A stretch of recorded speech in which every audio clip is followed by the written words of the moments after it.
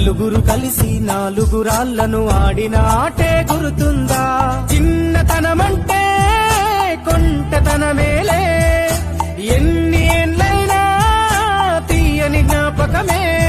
ఈ మానవ జీవన పయనంలో బాల్యం అద్భుతమే, మన బాల్యం అద్భుతమే.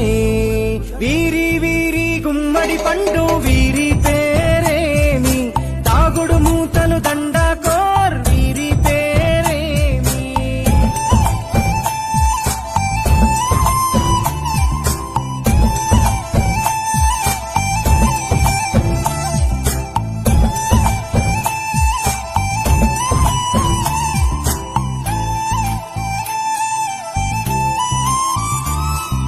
పంటలు పంచి దొంగను ఎంచి రేసాటాడితి మందరమే, రేగడి మట్టిని ముద్దగా చేసి బొమ్మరిల్లే కట్టితిమే.